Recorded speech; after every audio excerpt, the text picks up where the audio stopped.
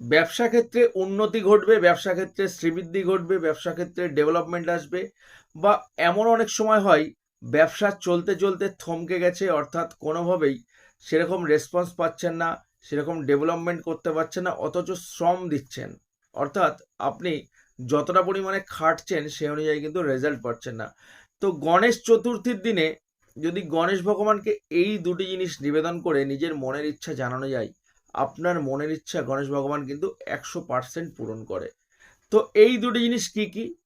গণেশ চতুর্থীর দিন পুজো চলাকালীন অবশ্যই গণেশ ভগবানকে মোদক ও দূর্বাঘাস নিবেদন করে নিজের মনের ইচ্ছা জানাতে হবে। এবং ওম গণ গণপতায় নম মন্ত্রটি কন্টিনিউয়াসলি জপ করতে হবে, অর্থাৎ গোনাগুনির কোনো দরকার নেই, কন্টিনিউয়াসলি মন্ত্রটি জপ করতে হবে। আপনার মনের ইচ্ছা 100% পূরণ হবে। আপনি যা চাইবেন গণেশ ভগবান কিন্তু আপনাকে তাই দেবে। তবে অবশ্যই খেয়াল রাখতে হবে, সৎ উদ্দেশ্য নিয়ে সৎ মনে কিন্তু চাইতে হবে। আপনার মনস্কামনা 100% পূরণ হবে। যদি ভিডিওটা ভালো লাগে অবশ্যই একটা শেয়ার করে দেবে।